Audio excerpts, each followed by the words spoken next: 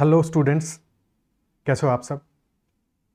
In this session will be taking up slot 2 questions, memory based questions होंगे from snap 2022। अगर आपने slot 1 के solutions नहीं देखे हैं तो मैं पिन कर दूंगा लिंक में। चलिए स्टार्ट करते हैं स्लॉट 2 के क्वेश्चंस को।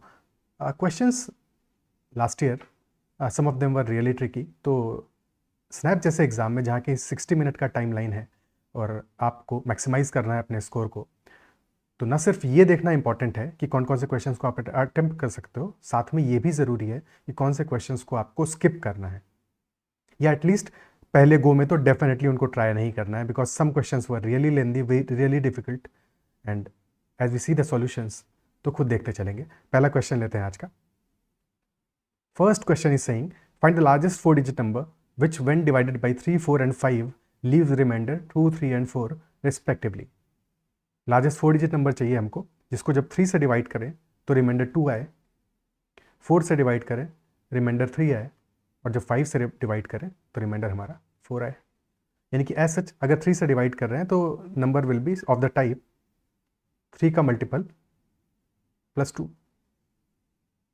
जब 4 से डिवाइड करें तो this will B of the type 4 का मल्टीपल प्लस 3, एंड जब 5 से डिवाइड करें this will B of the type 5 का मल्टीपल प्लस 4। और ऐसा लार्जेस्ट नंबर चाहिए हमको। So can we see that every time जो रिमाइंडर आ रहा है हमारा, 3 वाले केस में 2 आ रहा है, यानी कि एक कम आ रहा है रिमाइंडर। 4 के केस में भी तो एक कम आ रहा है, 5 के केस में भी एक कम आ रहा है। तो as such can we write 2 as 3 minus 1। Similarly 3 को लिख सकते हैं 4 माइनस 1, और 4 को लिख सकते हैं 5 माइनस 1। यानी कि पहले वाले केस में 3n plus 2 can be written as 3 times n plus 1 minus 1, यानी कि 3 के मल्टीपल से एक कम है। सिमिलरली 4 के मल्टीपल से m था यहाँ पे, 4 के मल्टीपल से भी एक कम है, और यहाँ पे 5 के मल्टीपल से भी एक कम है। सो बेसिकली 3, 4 और 5 का अगर हम एलसीएम ले लें विच विल बी 60, यानी कि 60 के मल्टीपल से एक कम होगा हमारा जो भी नंबर होगा। इजंट इट सो? क्या ये बात समझ में आती है? क्योंकि जैसे ही हमें ये बात क्लियर हो जाती है तो हमारे लिए आंसर इसके बाद निकालना इज अ केक वॉक। 60 के माइनस 1 के फॉर्मेट में होगा, यानी कि 60 का लार्जेस्ट मल्टीपल निकाल लें और उसमें से हमें एक घटा देना है। That is all the process. Largest 4 digit number जो कि 60 का मल्टीपल हो, यानी कि एक तरीका तो ये है कि 60 से 10,000 को which is smallest 5 digit number, इसको डिवाइड करें, रिमाइंडर हमारा कितना आएगा? 40 रिमाइंडर आएगा, यानी कि लार्जेस्ट 4 डिजिट नंबर होगा 9960, जो कि मल्टीपल ऑफ 60 है।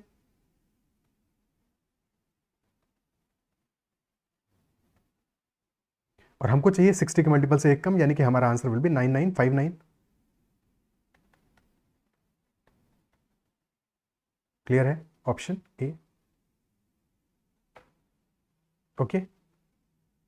अब यहाँ पे एक छोटी चीज़ और समझने वाली है कि जैसे हमें पता चल गया कि 60 के मल्टीपल से एक कम होने वाला है, तो वी नो कि 60 का 300 is also multiple, so 9900 will also be a multiple, है कि नहीं? और फिर प्लस 60 यानी 9960 विल बी लार्जेस्ट। तो ऐसे भी आप अप्रोच कर सकते हो, इंस्टेड ऑफ डिवाइडिंग और फिर -1 कर दोगे तो 9959 मिल जाएगा।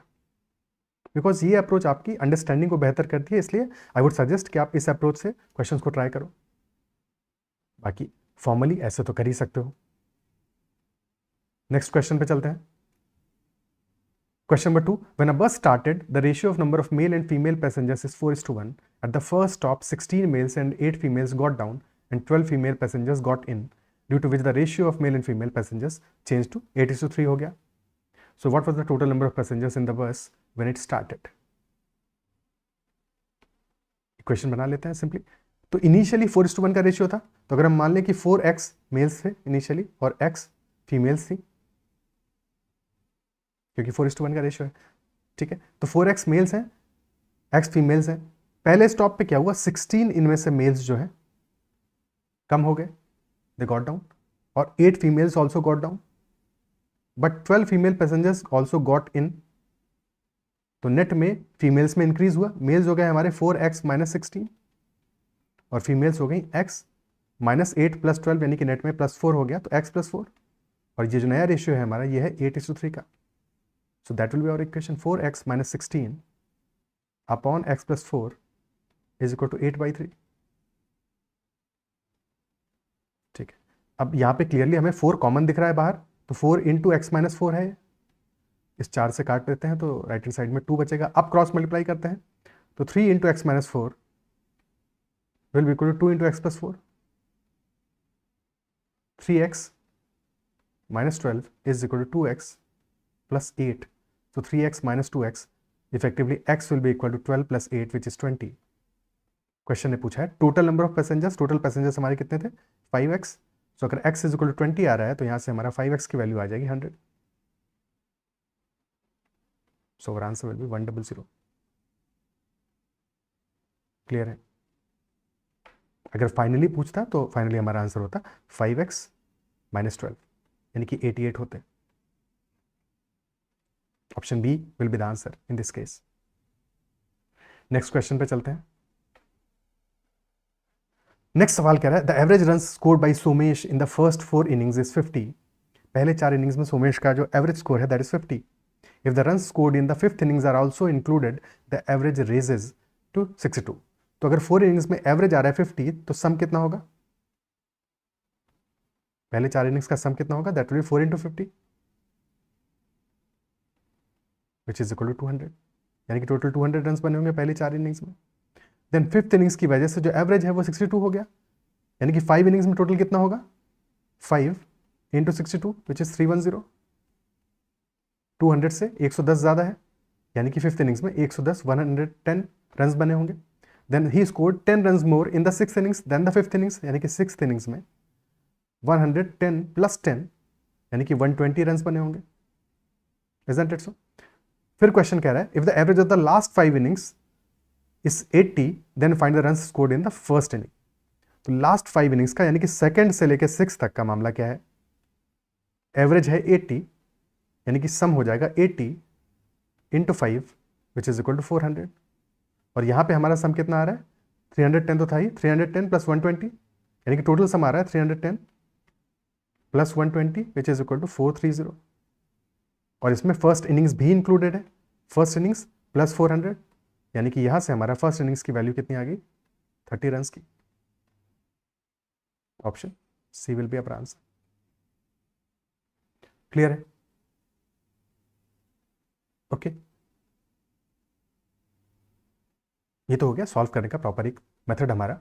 अब यहाँ पे एवरेज वाले क्वेश्चंस में देखो, अगर आपको अंडरस्टैंडिंग नहीं होगा कि एवरेज को एग्जैक्टली अप्रोच कैसे करते हैं, एवरेज होता क्या है, तो जब सवाल थोड़ा सा मुश्किल होगा, जैसा नेक्स्ट क्वेश्चन में भी हम देखेंगे, तो कहीं ना कहीं पे डिफिकल्टी आने वाली है। इसलिए एवरेज का जो अंडरस्टैंडिंग है कि एवरेज बेसिकली क्या रिप्रेजेंट करता है, एवरेज एक नंबर है जो टोटल हमारे जो नंबर्स हैं अलग अलग उनका सम करने के बाद में जो हम टोटल नंबर ऑफ जैसे यहाँ पे इनिंग्स से डिवाइड कर रहे हैं, तो एक रिप्रेजेंटेटिव नंबर है जो कि सारे के सारे नंबर्स को, सारे के सारे इनिंग्स को रिप्रेजेंट कर रहा है। यानी कि पहली 4 इनिंग्स में अगर टोटल हमारा एवरेज 50 आ रहा है, यानी कि अगर हर एक इनिंग में हम 50 50 50 50 असाइन कर दें तो that will also give the same total. यानी कि पहले 4 इनिंग्स में अगर चारों में हम 50 50 असाइन कर देते हैं तो that will also give same total. Fine, पर इससे हमें हेल्प क्या मिलेगी? आगे बात कर रहा है question run scored in the 5th innings are included, तो एवरेज हमारा कितना हो गया? 50 से हो गया है 62, यानी कि 12 का इंक्रीज आया है। अब अगर 5th इनिंग्स में भी 50 रन ही बने होते तो एवरेज पे तो कोई चेंज नहीं आता।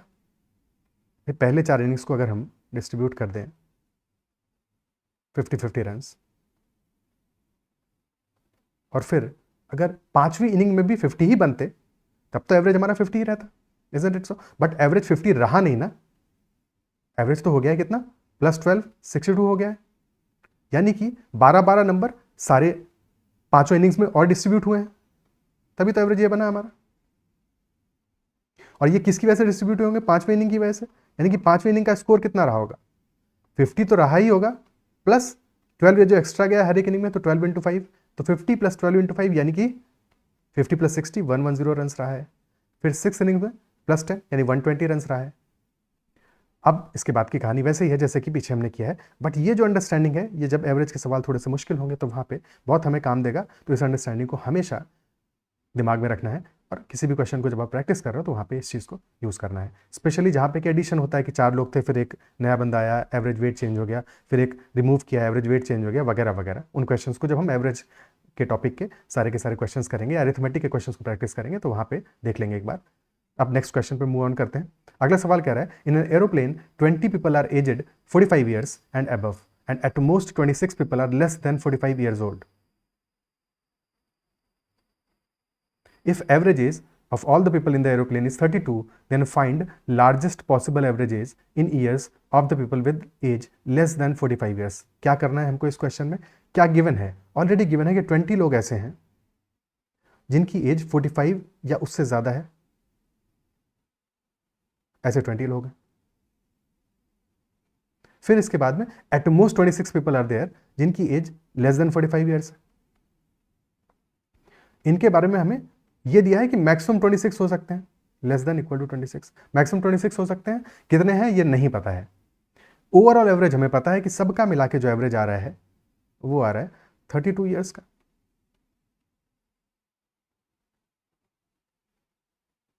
And then we have to find the largest possible average age in years of the people with age less than 45. यानी कि इनका लार्जेस्ट एवरेज का वैल्यू कितना हो सकता है, ये हमारा टारगेट है इस क्वेश्चन में. ओके, क्या क्या अननोन है हमारे पास? अननोन हमारे पास, हमें ये नहीं पता कि नंबर कितना है इनका, हमें ये नहीं पता इनका एवरेज कितना है, हमें ये भी नहीं पता कि इनका एवरेज कितना है. ये हमारे पास सारे के सारे अननोन वैल्यूज हैं. हमारा टारगेट क्या है, पर्पस क्या है कि हमें इस वैल्यू को मैक्सिमाइज करना है, इनके एवरेज को मैक्सिमाइज करना है.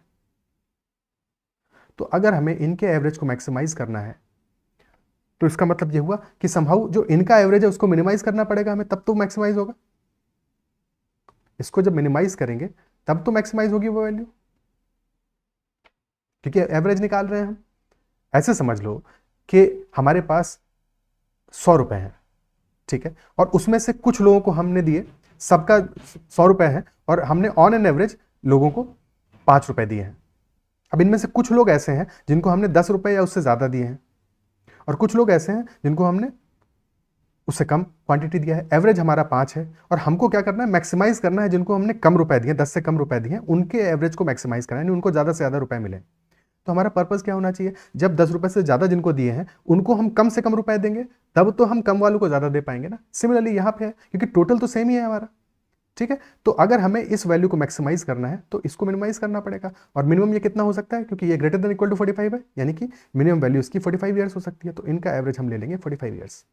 पहला काम तो हम ये करेंगे. इसके बाद में अब बाकी चीज़ों के बारे में, ये तो मैक्सिमाइज करना ही है, तो ये तो डेफिनेटली नोन नहीं है हमको.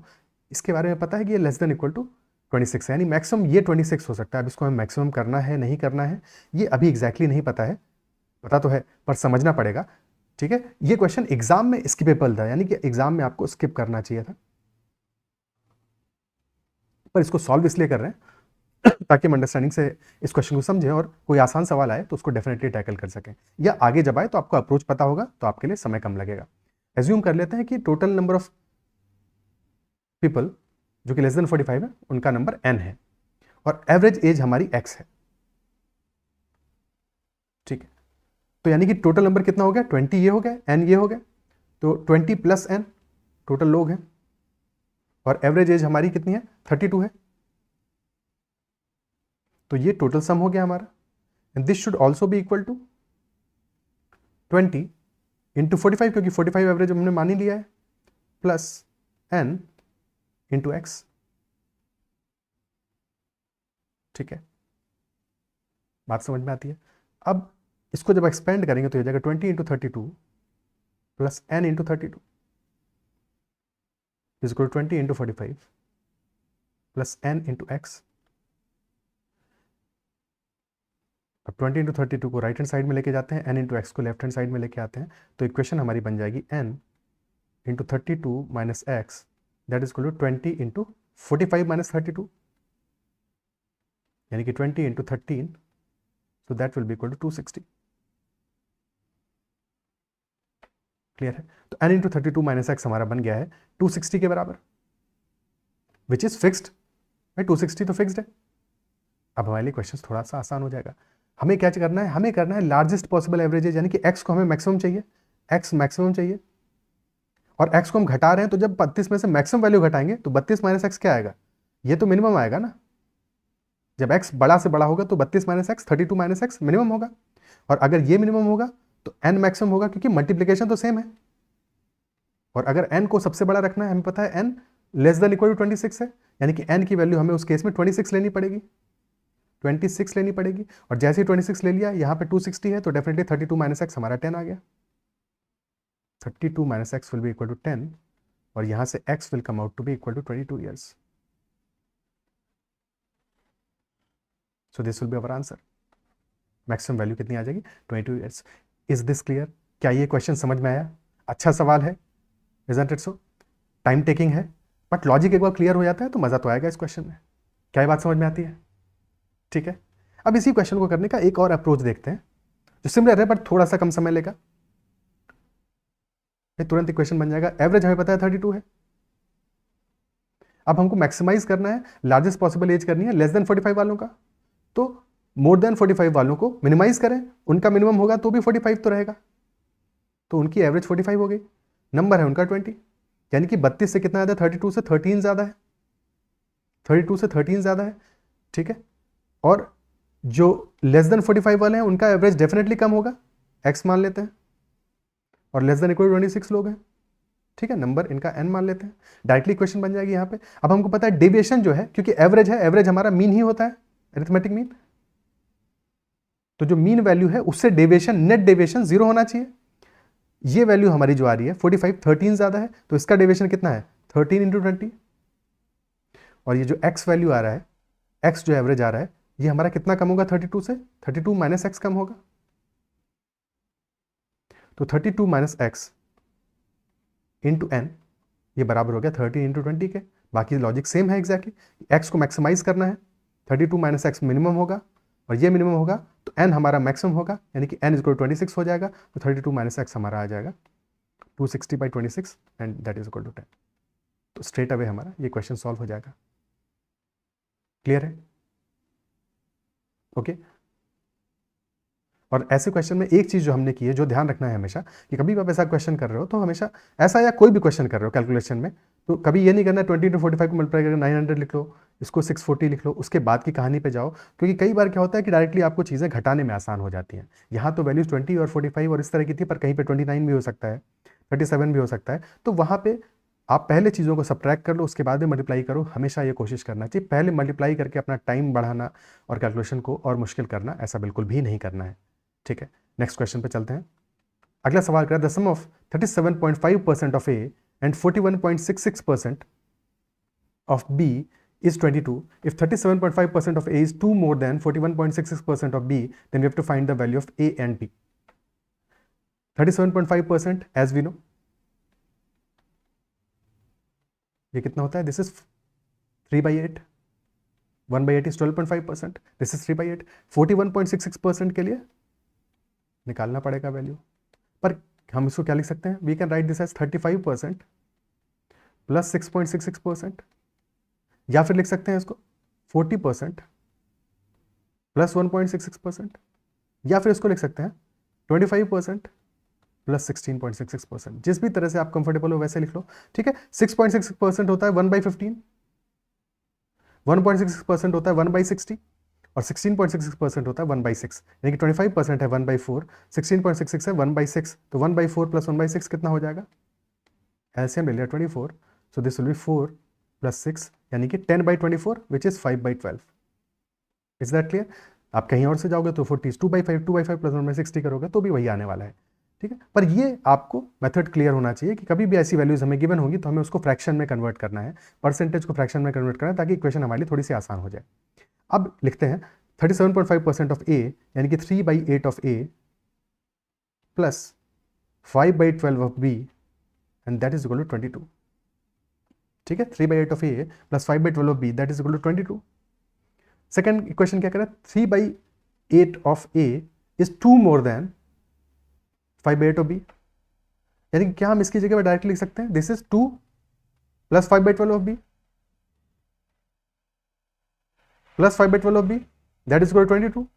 अब इस 2 को राइट हैंड साइड में लेके चले जाएंगे तो 5/12 of B multiplied by 2 is equal to 20 minus 2, यानी कि 20. तो ये 2 से काट के 10 बचेगा. So b will be equal to 10 into 12/5, यानी कि 24. और 24 तो एक ही ऑप्शन में है, तो क्लियरली वही ऑप्शन हमारा आंसर हो जाएगा. ठीक है, तो b इज इक्वल 24 आ गया हमारा. इससे a निकालना होगा, तो हमें पता है 3/8 of a is equal to 2 plus 5/12 into B, यानी 5/12 इंटू 24. तो 2 + 10 यानी कि 12 आ गया. So A will be equal to 12 into 8, 3 से काटेंगे 4 बार जाएगा, 4 इंटू 8 यानी कि 32 आ जाएगा ये. Is that clear? ठीक है. Next question. Next question is saying Rohan sold two similar pens at rupees 2580 and rupees 1620. If the profit percentage in selling the first pen is same as loss percentage in selling the second, then find the price at which the pens are sold to gain a profit of 25%. दो similar pen है. Similar pen होने का मतलब यह हुआ कि दोनों का जो कॉस्ट प्राइस है वो सेम होगा, सीपी सेम होगा.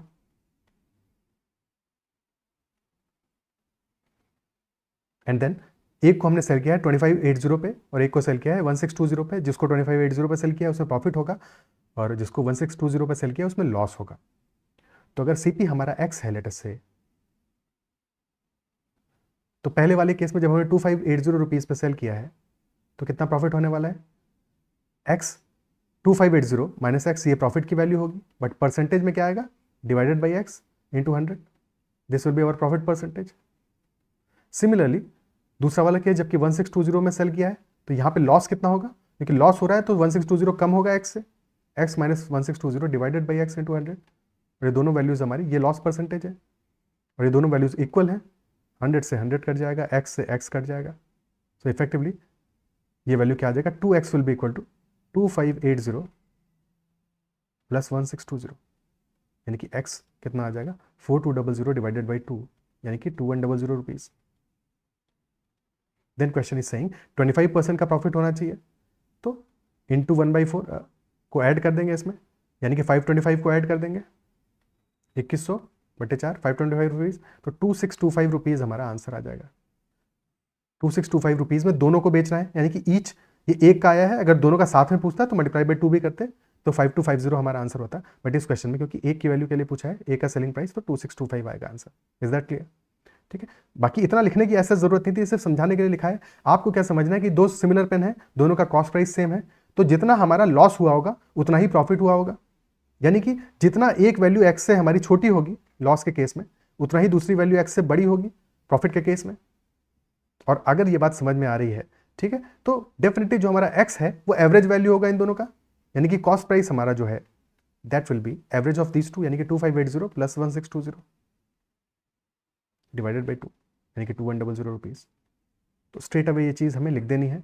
ये पूरा जो ऊपर का प्रोसेस था उसकी ज़रूरत नहीं थी as such. Is that clear? Next question पे चलते हैं.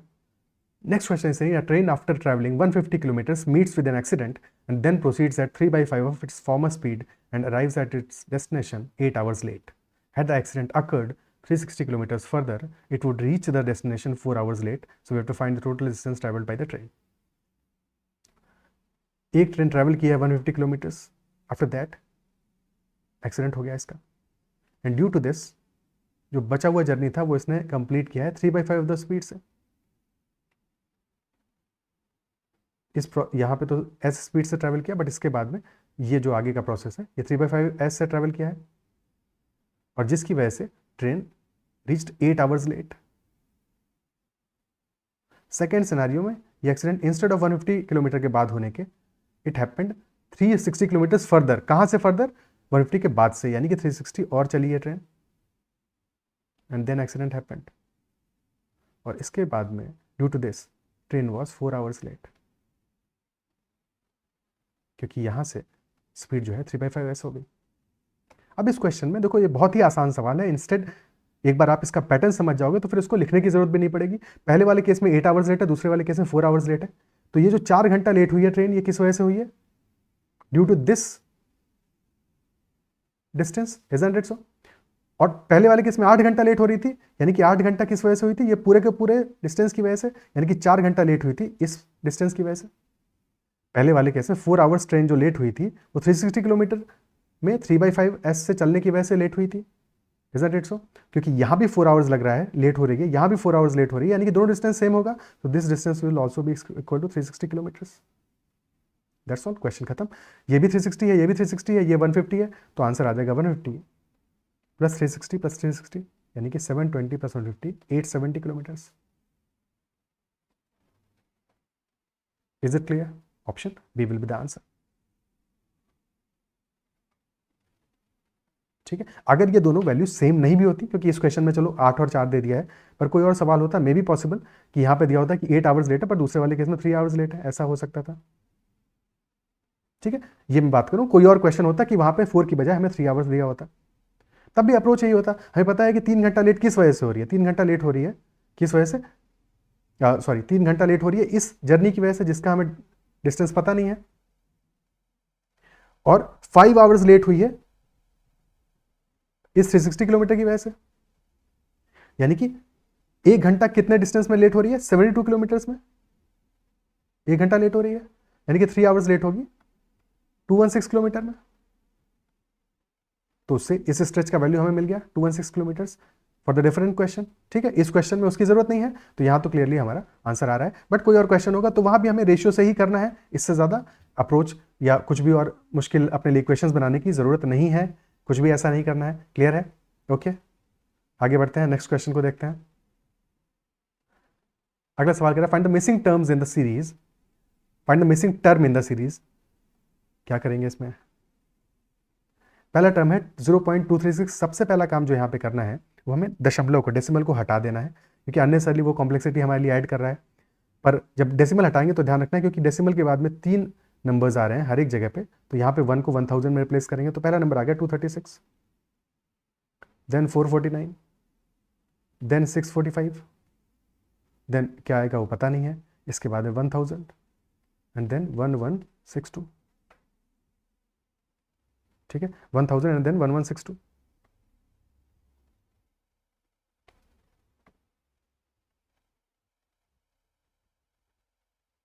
यहां पे डिफरेंस कितना आ रहा है? दिस डिफरेंस इज, यहां पे ऐड कर रहे हैं 213, देन यहां पे डिफरेंस कितना है 196 ऐड कर रहे हैं, यहां वैल्यू पता नहीं है, यहां वैल्यू पता नहीं है, but this is also plus 162। यानी कि हर बार जो वैल्यू हम ऐड कर रहे हैं वो कम होती जा रही है। ये पैटर्न तो दिख रहा है हमें, पहले 213 ऐड कर रहे हैं, फिर 196 ऐड कर रहे हैं, फिर यहाँ पे कुछ ऐड कर रहे होंगे जो लेस देन 196 होगा, और यहाँ पे जो ऐड करेंगे वो ग्रेटर देन 162 होगा मोस्ट प्रॉब्ली। ठीक है, तो क्या कोई ऐसा नंबर है जो सेटिस्फाई करो इन कंडीशंस को? अगर हम 684 लेंगे तो 684 के केस में तो सिर्फ और सिर्फ 645 में हम 39 ऐड कर रहे हैं, जो कि डेफिनेटली 162 से कम है, जो नहीं होना चाहिए, तो पैटर्न को सेटिस्फाई नहीं कर रहा। 724 भी होता तब भी लेस देन 100 आ रहा है, तो ये भी पैटर्न को सेटिस्फाई नहीं कर रहा। 828 की बात करें तो that is approximately less than 180 के आसपास आ रहा है, तो डेफिनेटली वो एक पॉसिबिलिटी बन सकता है। 828 के केस में कितनी वैल्यू आ रही है? हम ऐड कर रहे हैं 155 प्लस 28 यानी कि 183, और फिर वहां आगे 172। 987 के केस में आगे हमारा 987 से 1000 में 13 का ही एडिशन है, तो ये भी आंसर नहीं हो सकता, तो आंसर ऑप्शन हमारा ऑप्शन सी होगा। क्लियर है? सीरीज के क्वेश्चंस में एक चीज और जो हमेशा ध्यान रखनी है कि आपको 20 से 30 सेकंड का समय देना है, बहुत ज़्यादा टाइम नहीं देना है। अगर उतने में आपको पैटर्न आइडेंटिफाई हो जाता है तब तो सो फार सो गुड, अदरवाइज स्किप करके आगे बढ़ जाना है। बहुत ज़्यादा समय नहीं देना है, क्योंकि कई बार सीरीज में काफ़ी मुश्किल पैटर्न भी होता है जिसको आइडेंटिफाई आप नहीं कर पाओगे, और अननेसेसरी उसमें टाइम वेस्ट होगा। तो यहाँ पे आंसर 828 हो जाएगा। क्लियर है? अच्छा, यहाँ पे जो वैल्यूज गिवन है, इंटरेस्टिंगली अगर हम √5 की वैल्यू निकालें तो √5 comes out to be 2.236, then √6 comes out to be 2.449, √7 is 2.645, and √8 जो कि है 2√2, so that is 2 into 1.414 यानी कि 2.828। क्या आप पैटर्न देख पा रहे हो? √9 is 2 + 1 and √10 is 3.162। So basically यही वैल्यूज हमें इस सीरीज में दी हुई हैं, isn't it so? Okay, next question पे चलते हैं। अगला सवाल, next question is saying find the number of 4 digit numbers that can be formed using the digits 1 2 3 4 5 6 and 7 without repetition such that it is greater than 3400। हमारे जो numbers हैं वो greater than 3400 आने चाहिए, कोई रिपीटिशन अलाउड नहीं है, और 4 डिजिट नंबर्स हैं। तो क्या केस बन सकता है हमारा? यानी कि हमारा डेफिनेटली पता है हमको कि पहले वाले प्लेस पे वैल्यू हमारा 1 या 2 तो नहीं आ सकता है, 3 आ सकता है, बट जब 3 आएगा तो हमें पता है कि 3 के बाद में 1 नहीं आना चाहिए, 3 के बाद में 2 नहीं आना चाहिए, तो 3 के बाद में मिनिमम 4 तो आना ही चाहिए। तो हमें यहाँ पे क्योंकि मल्टीपल कंडीशंस हैं, तो हमें डेफिनेटली 2 केसेस बनाने पड़ेंगे। पहला केस तो वो होगा जबकि हमारे नंबर में 1000 डिजिट पे 3 आएगा, और फिर 3 के बाद में जो नंबर आएगा that should be greater than equal to 4। और सेकंड केस होगा जबकि थाउजेंड्स नंबर पे हमारा 4 आए, 5 आए, 6 या 7 आए, 4 5 6 7 में से कुछ है। पहले वाले केस में कितने नंबर्स बनेंगे? डेफिनेटली यहाँ पे 3 आ रहा है तो एक ही पॉसिबिलिटी है। बचे हुए नंबर्स टोटल 6 हैं तो यहाँ पे 6 पॉसिबिलिटीज़ होंगी, फिर यहाँ भी एक आ जाएगा तो अगले में 5, फिर अगले में 4, तो 1 × 6 × 5 × 4 यानी कि 120। एक सेकेंड, जब 3 आएगा तो फिर यहाँ पे 6 नहीं आएगा। ये गलती कैसे कर सकते हैं? बिकॉज 3400 से बड़ा नंबर चाहिए हमको, यानी कि हमारे पास यहाँ पे या तो 4 आ सकता है, या 5 आ सकता है, या 6 या 7, यानी कि 4 पॉसिबिलिटीज़ हैं। फिर एक नंबर यहाँ पे भी आ गया, इसके बाद में 5 बचे, फिर 4 बचे, तो 4 × 5 × 4, so that will be equal to 80 ऐसे नंबर्स बनेंगे हमारे। 4 5 6 7 के केस में यहाँ पे 4 पॉसिबिलिटीज़ हैं और इसके बाद में फिर 6 5 एंड 4, तो 4 × 6 × 5 × 4 यानी कि 480 ऐसे नंबर्स बनेंगे। 480 + 80 आंसर विल बी 560। क्लियर है? Okay, next question. Next question is saying there are 5 bags and 7 books. In how many ways can we distribute all the books in these bags such that second and fourth book should not be in the same bag and no bag is empty? एक काफ़ी मुश्किल सवाल है, so exam में definitely इस question की language को देखते ही आपको स्किप मार देना है, इस क्वेश्चन को अटेम्प्ट नहीं करना है, because this will take a lot of time, a lot of confusion and probably even then you might not be able to solve it. ठीक है, इस क्वेश्चन का अप्रोच हम समझ लेते हैं ताकि कोई आसान क्वेश्चन आए तो आप उसको सॉल्व कर सको, बट ये क्वेश्चन डेफिनेटली एग्जाम में 60 मिनट्स के एग्जाम में बिल्कुल भी सॉल्व करने लायक नहीं है। क्वेश्चन कह रहा है 5 बैग्स हैं, 7 बुक्स हैं, इस तरह से हमें उनको डिस्ट्रीब्यूट करना है such that second and fourth book जो हमारी है should not be in the same bag, should not be in the same bag, और कोई भी बैग खाली भी नहीं होना चाहिए। तो यहाँ पे पहले तो हम टोटल केसेस निकाल लेते हैं जहां पे कि हम इस कंडीशन को नहीं ध्यान रखेंगे सेकंड और फोर्थ बैग हमारा सेम बैग में ना हो। हाँ, दूसरी वाली कंडीशन को ध्यान रखेंगे, नो बैग इज एम्प्टी। ठीक है, टोटल केसेस निकाल देंगे और फिर इसमें से वो केसेस घटा देंगे जब व्हेन सेकंड और फोर्थ बुक हमारी साथ में हो। ओके, टोटल माइनस जब सेकंड और फोर्थ हमारी साथ में हो। सबसे पहले टोटल केसेस निकालते हैं इस क्वेश्चन में। टोटल केसेस क्या है हमारा? 5 बैग्स है, 7 बुक्स हैं। टोटल केसेस कैसे निकलेंगे? अगर 5 बैग्स में हम 7 बुक्स डाल रहे हैं तो एक केस तो ये बन सकता है, पहले तो अगर हम सारे के सारे बैग्स में एक एक बुक डाल दें तो भी 2 बुक्स हमारी रह जाने वाली है। इस सब में एक एक बुक अगर हमने डाल दी तब भी 2 बुक्स रह जाएंगी, तो या तो वो जो 2 बुक्स रह गई हैं वो पूरी की पूरी एक ही बैग में आएंगी या 2 अलग अलग बैग में आएंगी। यानी कि यहाँ पे हमारे 2 केसेस बनने वाले हैं। एक केस तो बनेगा जबकि एक बैग में 2 किताबें हो, एक और बैग में 2 किताबें हो और बाकी 3 बैग्स में एक एक बुक हो। सेकेंड केस बनेगा जबकि एक बैग में 3 बुक्स हो और बाकी सब में 1 बुक हो। क्लियर? पहले वाले केस के लिए अब यहाँ पे हमें क्या है, ग्रुप्स बनाने पड़ेंगे। 7 बुक्स हैं टोटल, ग्रुप्स बनाने पड़ेंगे। 5 ग्रुप बनाने हैं 7 बैग्स के, 7 बुक्स के, सॉरी 5 ग्रुप्स बनाने हैं। तो कितने तरह से इसको अरेंज कर सकते हैं? 2 2 1 1 1 में अरेंज करना है। 7 फैक्टोरियल तरीके से टोटल अरेंज होगा, डिवाइडेड बाई, क्योंकि ये 2 2 है और ये 1 1 2 फैक्टोरियल इंटू 2 फैक्टोरियल, तो ये हमारे 5 ग्रुप्स बन गए।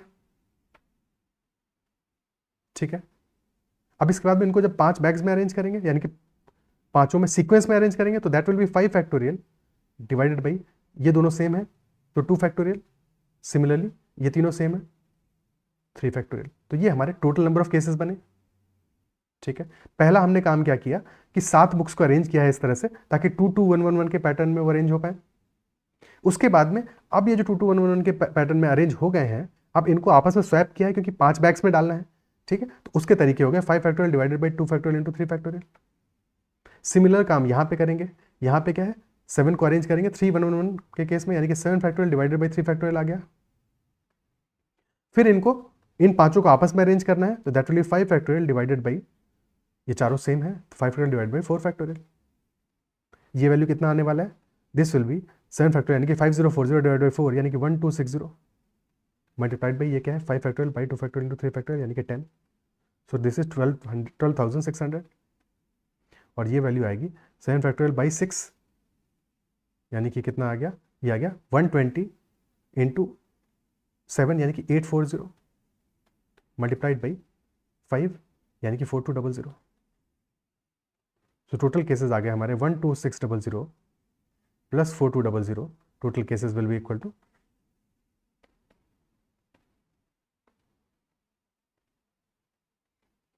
16,800। ठीक है, बट अभी हमारा काम बाकी है, ऑप्शन सी आंसर नहीं होगा।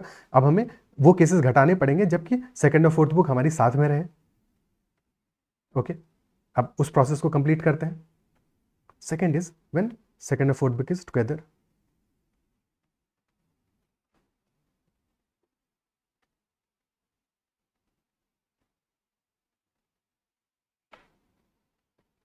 नाउ लेट अस से कि जब दोनों किताबें हमने साथ में ली हैं तो उनको साथ में लेके किसी एक बैग में हमने डाल दिया। वो बैग कोई भी हो सकता है, पहला बैग हो सकता है, bag 1, bag 2, bag 3, bag 4, bag 5, यानी कि 5 केसेस बनेंगे। ठीक है, तो 5 में से किसी एक बैग में हमने पुटअप कर दिया उनको। इसके लिए 5C1 केसेस बनेंगे, यानी कि 5 में से कोई एक बैग हमने चूज कर लिया। अब इसके बाद अंदर क्या वैल्यूज आएंगी वो हमें पता लगाना है। ठीक है, लेट अस से हमने बैग 1 में उनको डाल दिया है। ठीक है, अब हम अंदर की वैल्यूज की बात करें, बैग 1 में उनको डाल दिया है। अब बाकी जो 5 बुक्स बची हैं उनको हमें अरेंज करना है। अब वो 5 बुक्स या तो 4 बैग्स में आएंगी या 5 बैग्स में आएंगी, क्योंकि हमें पता है ऑलरेडी कि या तो हमारे केसेस क्या बनेंगे 2 2 1 1 1 या फिर 3 1 1 1 1। अगर 2 2 वाला केस बनेगा तो यहाँ पे हमें पता है कि अगर हमने एक बैग में 2 और 4 वाली डाल दिया तो उसमें तो 2 बुक्स आ गई हमारी। ठीक है, अब बचे हुए 4 बैग्स में हमारी ये बुक्स आएंगी, बची हुई 5 बुक्स। लेकिन इस वाले केस में क्या होगा कि 2 और 4 तो आ गई हैं, फिर एक और कोई बुक आने वाली है इस बैग में, यानी कि 5 बैग्स में हमें बुक्स फिलअप करनी पड़ेंगी एक एक एक एक। ठीक है, तो टोटल 2 केसेस बनने वाले हैं। पहला केस यहाँ पे बनेगा हमारा जबकि 5 बैग में एक एक बुक आएगी, और दूसरा केस बनेगा हमारा जबकि 4 बैग्स में, यहाँ पे 5 बैग्स में एक एक बुक आने वाली है, और दूसरा वाला केस बनेगा जबकि 4 बैग्स में हमारी बुक्स आएंगी, एक में 2 आएंगी, बाकी 3 में एक एक बुक आएगी। Is that clear? Again same process अब हमें रिपीट करना है जैसे हमने पिछले वाले केस में किया था कि अब हमें ग्रुपिंग करनी है वापस से। ठीक है, तो यहाँ पे क्या टोटल नंबर ऑफ वेज कितने आएंगे, 5 फैक्टोरियल आएंगे स्ट्रेट अवे, यानी कि 120 तरीके होंगे।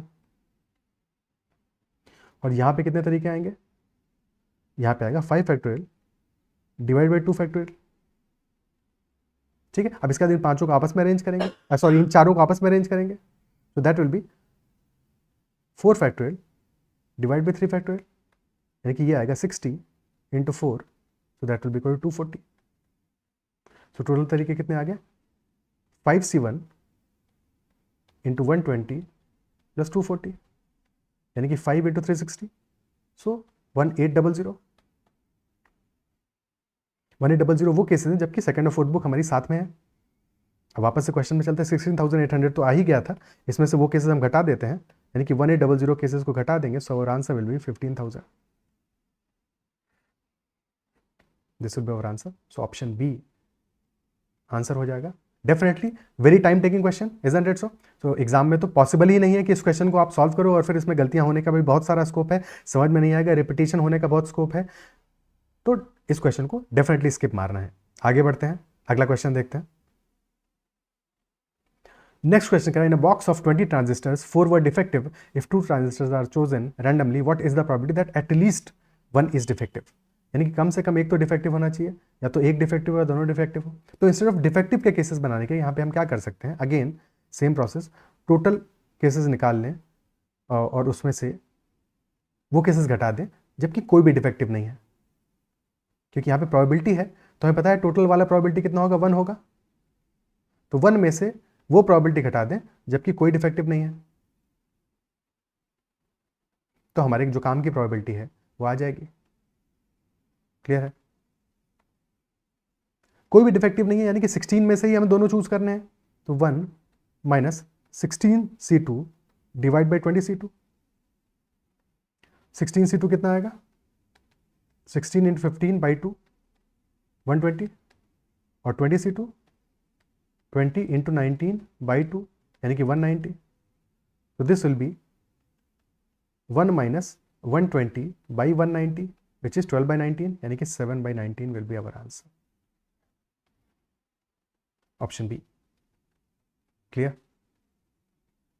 ठीक है, नेक्स्ट क्वेश्चन पे चलते हैं। अच्छा, आप देख रहे होगे कि एग्जाम में क्वेश्चंस का जो लेवल है दैट हैज़ ग्रोन अप, काफ़ी मुश्किल क्वेश्चंस आने लगे हैं, तो बहुत कॉशियस रहना है, बहुत सेलेक्टिव रहना है, एग्जाम में क्वेश्चंस करने के लिए।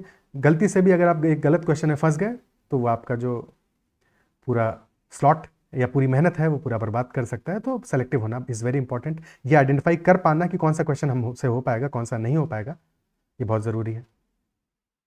अगले क्वेश्चन पे चलते हैं। अगर सेशन पसंद आ रहा है तो इसको लाइक ज़रूर कीजिए, और अगर अब तक चैनल को सब्सक्राइब नहीं किया है तो ज़रूर से कर लीजिएगा।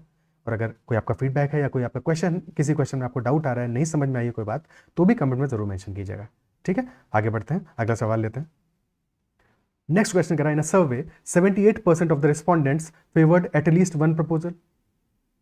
78% ने कम से कम एक प्रपोजल को फेवर किया है, greater than equal to one proposal को फेवर किया है। 50% of them favoured proposal A, while 30% favored proposal B and 20% favored proposal C. इसके अलावा हमें दिया है 5% favored all the three proposals. So we have to find the percentage of respondents who favored more than one proposal. अब ये क्या है, Venn diagram का क्वेश्चन है स्ट्रेट अवे।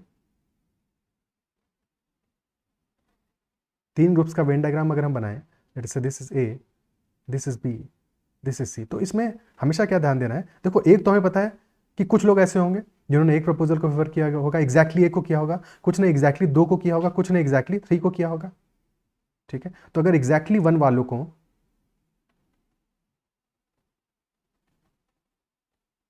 हम E1 मान लें, एग्जैक्टली टू वालों को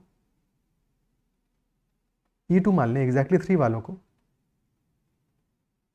E3 मान लें, तो ये जो सारी वैल्यूज है यहाँ पे और यहाँ पे, ये सब हमारे E1 होंगे, क्योंकि एग्जैक्टली एक में आ रहे हैं ये, इजंट इट सो। ये जो वैल्यूज हैं हमारी, ये एग्जैक्टली दो में आ रहे हैं, यानी कि रिपीट हो रहे हैं, और ये जो वैल्यू है ये हमारा एग्जैक्टली थ्री का केस है।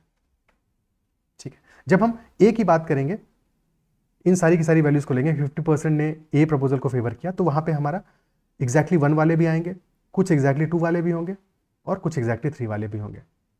यानी कि अगर हम इन सारी की सारी वैल्यूज को सबमिट करें तो हमें पता है 78% लोग ऐसे हैं जिन्होंने एटलीस्ट वन प्रपोजल को फेवर किया है, यानी कि exactly one plus exactly two plus exactly three, इसकी जो वैल्यू है दैट इज 78%। यानी कि ए बी सी के अंदर A union B union C की वैल्यू है 78%।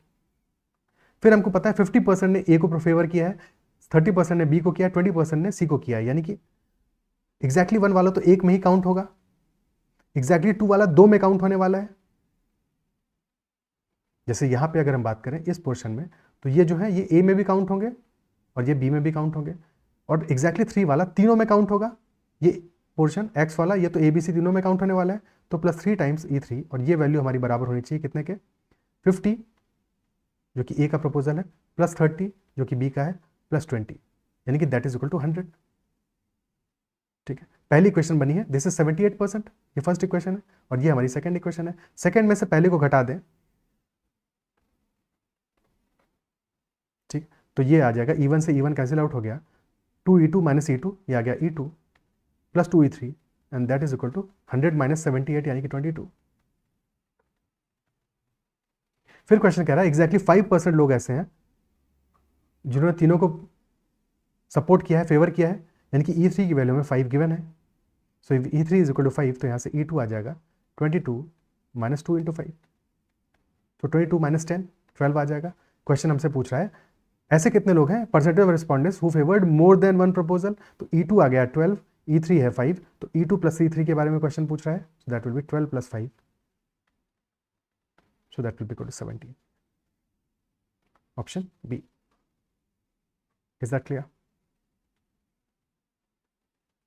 ठीक है, next question, again a very skippable question. इसका लैंग्वेज को समझ लेते हैं, क्वेश्चन को देख लेते हैं। This was asked in CAT 2002, और उसी क्वेश्चन को स्नैप ने डिट्टो पेस्ट कर दिया है। अच्छा, कई लोग इस क्वेश्चन में क्या होगा, गलती से 7 मार्क करके चले आओगे, 7 इस क्वेश्चन का आंसर नहीं है। ठीक है, पहले इस क्वेश्चन के अप्रोच को समझते हैं, इस क्वेश्चन को समझते हैं कि यहाँ पे कहाँ पे गलती हो सकती है। ठीक है, क्वेश्चन कह रहा है in the above figure basically given है हमको, ACB is a right angle triangle, CD is the altitude, circles are inscribed within the triangle ACD and triangle BCD, यानी कि बेसिकली क्या है, इन सर्कल्स है, इंस्क्राइब्ड है यानी कि इन सर्कल्स है। और किसी भी राइट एंगल ट्राइंगल में जो इन सर्कल का रेडियस होता है वो कितना होता है, radius of in circle is, या in radius is equal to perpendicular plus base minus hypotenuse divided by 2। Okay, अब क्वेश्चन पे चलते हैं।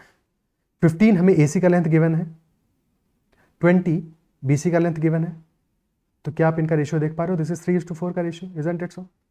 यानी कि डेफिनेटली जो AB है वो 5 यूनिट्स के बराबर होगा, यानी कि 25 के बराबर होगा। 3 की वैल्यू 15 है, यानी कि 3 × 5, सिमिलरली 5 × 5 ये 5 यूनिट्स के बराबर होगा, तो 25 के बराबर होगा। तो यहाँ से AB की वैल्यू हमें 25 मिल गई है। क्लियर है? ओके, अब बात करते हैं CD की वैल्यू पता लगा लेते हैं। CD की वैल्यू कैसे पता लगाएंगे? अगर हम ट्राइंगल ABC का एरिया निकालें, एरिया ऑफ ट्राइंगल ACB, दो तरह से निकाल सकते हैं। एक तरीका तो है 1/2 इंटू AC के परपेंडिकुलर है BC, यानी 1/2 इंटू AC इंटू BC। और सिमिलरली हम कह सकते हैं this is also equal to 1/2 into CD into AB, because CD perpendicular है AB के, तो इससे भी एरिया निकल जाएगा। इक्वेट करते हैं 1/2 into 15 into 20, that is equal to 1/2 into CD into 25। 1/2 से 1/2 कैंसिल आउट हो गया, ठीक है, ये आ गया 300/25, यानी कि CD इज इक्वल टू 12 आ गया हमारा। CD की वैल्यू 12 मिल गई हमें। अब क्या हम इन रेडियस निकाल सकते हैं? यहाँ पे अगर रेडियस हम मान लें इसकी रेडियस R1 है, इसकी रेडियस R2 है, तो R1 की वैल्यू कितनी आ जाएगी? R1 will be equal to 12। अच्छा एक सेकेंड, अभी काम बाकी है। AD और BD तो नहीं निकला हमारा, ठीक है, तो AD और BD की वैल्यू निकालते हैं। AD की वैल्यू कितनी आएगी? अगेन ये जो हमारा ट्राइंगल ACD है, यहाँ पे भी जो साइड्स हैं 3:4:5 के रेशियो में होंगी। ट्राइंगल ACD हो या ट्राइंगल BCD हो, ये भी हमारे सिमिलर ट्राइंगल्स होंगे, ट्राइंगल ACB के सिमिलर होंगे, ठीक है, तो रेशियो सेम ही रहेगा, इनका भी रेशियो 3:5 होगा। हाइपोटेन्यूज 15 है, एक साइड 12 है, तो तीसरा साइड हमारा इक्वल टू 9 होगा। सिमिलरली यहाँ पे 20 हाइपोटेन्यूज है, 12 एक साइड है, तो तीसरा साइड 16 होगा। ठीक है, लास्ट में एक बार मैच तो कर ही लेना, 9 + 16 25 आ रहा है, तो डेफिनेटली हम सही रास्ते पे जा रहे हैं। ठीक है, तो ये 9 आ गया, ये 16 आ गया। अब R1 की वैल्यू निकालते हैं। R1 कितना आ जाएगा? 12 + 9 - 15 डिवाइडेड बाई 2, यानी कि 21 - 15/2, यानी कि 3 यूनिट्स आ जाएगा। और सिमिलरली R2 की वैल्यू क्या आएगी? R2 आ जाएगा 12 + 16 - 20 डिवाइडेड बाई 2, यानी कि R2 = 4 आ जाएगा। क्या यहाँ तक बात समझ में आती है? ओके, अब इस फिगर को थोड़ा सा बड़ा करके इसको प्रॉपर्ली समझते हैं कि यहाँ पे कहाँ पे गलती होने का स्कोप है। देखो एक चीज़ यहाँ पे ध्यान देनी है, जो कई लोग गलती इस करके 7 इसलिए मार्क करके चले जाते हैं क्योंकि उनको लगता है ये स्ट्रेट अवे PQ हमारा R1 + R2 हो जाएगा। बट R1 + R2 ये तब होता जब ये दोनों सर्कल सेम पॉइंट पे टच कर रहे होते। अगर दो सर्कल हमारे एक दूसरे को टच कर रहे हैं और तब हम उनके सेंटर्स के बीच का डिस्टेंस निकालेंगे, तो डेफिनेटली वो R1 + R2 होगा, जिसमें R1 पहले का डिस्टेंस है, R2 दूसरे का डिस्टेंस है। बट यहाँ पे ऐसा केस नहीं है, इस क्वेश्चन में ऐसा केस नहीं है। ऐसा केस क्यों नहीं है? क्योंकि इस क्वेश्चन में दूसरा वाला सर्कल आप देखोगे तो यहाँ पे टच कर रहा है, जबकि ये सर्कल यहाँ पे टच कर रहा है, तो दोनों अलग अलग पॉइंट पे टच कर रहे हैं एक दूसरे को। एक दूसरे को नहीं टच कर रहे हैं, वो CD को अलग अलग पॉइंट पे टच कर रहे हैं, एक दूसरे को तो कभी भी टच ही नहीं कर रहे। क्या ये बात समझ में आती है? क्या इस बात को समझ पा रहे हो, अप्रिशिएट कर पा रहे हो? ठीक है, तो अब अगर हम इस डायग्राम को प्रॉपरली बनाएं, क्योंकि हमको पता है कि ये जो वैल्यू आ रही है, इफ दिस इज से late us say this is L, this is M, तो LD ये जो वैल्यू है, ये this is equal to R1, ये R1 के बराबर होगा, क्योंकि यहाँ पे जब हम P से एक्सटेंड करेंगे इसको, तो यहाँ पे टच कर रहा है, तो इजंट इट सो, ये R1 के बराबर होगा, ये भी R1 है। और सिमिलरली DM हमारा R2 के बराबर होगा, और ये भी R2 है। अब इसको अगर हम आगे एक्सटेंड करें, तो ये 90 डिग्री का एक राइट एंगल ट्राइंगल बनने वाला है। ठीक है, और अगर इस वैल्यू को, इसको यहाँ पे N कर दें, अब इसको थोड़ा सा लार्ज करके देखें, तो बेसिकली यहाँ पे हमारा R1 आ रहा है, दिस इज R1, ये पूरा R2 है, this is P, this is Q, and this is N, and PQN एक राइट एंगल ट्राइंगल है। ठीक है, ये वैल्यू कितना आएगा? This is R2, sorry this is R1 + R2, R1 + R2 होगा। ठीक है, और ये वैल्यू कितना आएगा? This is R2 - R1, this is R2 minus R1, और फिर हमें PQ की वैल्यू निकालनी है, ठीक है। तो Pn तो हमें पता चल गया R1 प्लस R2 यानी कि this is 3 + 4 7, and this is R2 minus R1 यानी कि इक्वल टू 1। तो PQ हमारा कितना आ जाएगा, square root of 49 + 1, so that will be equal to 50, square root of 50, PQ will be square root of 50. This will be our answer. एक अच्छा सवाल था, बट एग्जाम में छोड़ने लायक सवाल था, बिकॉज टाइम काफ़ी खाएगा आपका और उतना आउटपुट देके नहीं जाएगा और गलती होने का स्कोप भी रहता है, ठीक है। बढ़िया क्वेश्चन, आगे बढ़ते हैं, नेक्स्ट क्वेश्चन को देखते हैं। अगला सवाल कह रहा है if cos of q is equal to 1/2 then find 6 times cot square q minus 1। cos of q is equal to 1/2 है, यानी कि q की वैल्यू कितनी आ गई यहाँ से 60 डिग्रीज। तो cot of 60 degree, cot of q यानी cot ऑफ 60 डिग्री कितना होगा, tan 60 √3 होता है, cot 60 हो जाएगा 1/√3। तो 6 टाइम्स cot ऑफ q का होल स्क्वायर यानी 1/√3 का होल स्क्वायर माइनस 1। तो 6 into 1/3 minus 1, so 2 minus 1 will be equal to 1. Our answer will be option B. Okay. Let us move to the next question. Question is saying a boy is standing on the ground and flying a kite with 100 meters of string at an elevation of 30 degrees. Another boy is standing on the roof of a 10-meter high building and is flying his kite at an elevation of 45 degrees. Both the boys are on the opposite side of both the kites. So we have to find length of the string that the second boy must have so that the two kites meet.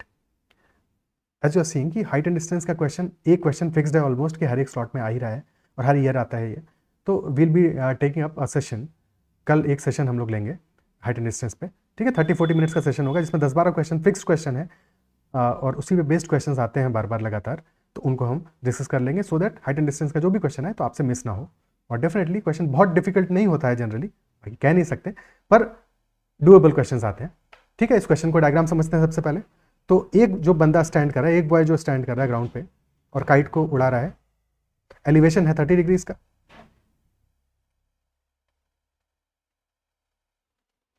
Late us say this is the kite, यहाँ पे kite है उसकी और total length कितना है given है 100 metres का है,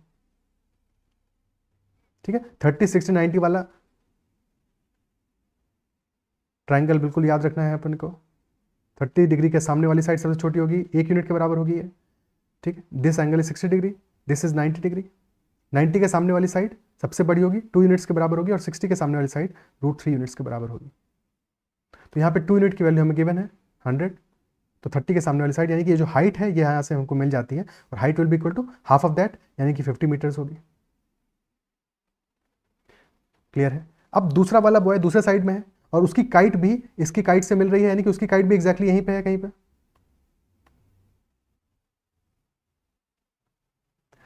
और एलिवेशन है उसका 45 डिग्रीज का, लेकिन वो एक 10 मीटर ऊंची बिल्डिंग की रूफ पे खड़ा हुआ है।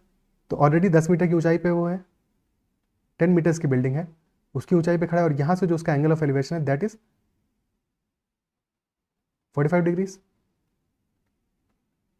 अगर ये 45 है ये भी 45 होगा, इजंट इट सो, ये भी 45 होगा। ये वैल्यू कितनी होगी, ये लेंथ हमारी आ जाएगी, क्योंकि दिस इज 10 तो this length will be equal to 40, और अगर ये 40 है तो ये भी तो 40 हो जाएगा, क्योंकि दोनों एंगल 45 है, दोनों साइड्स हमारे बराबर होंगे। क्वेश्चन क्या पूछ रहा है हमसे, length of the string that the second boy must have so that the two kites meet. तो अगर ये भी 40 है ये भी 40 है तो this will B length will be 40√2, because 45 वाले ट्राइंगल में क्या कहानी होता है, दिस इज 45, दिस इज 45।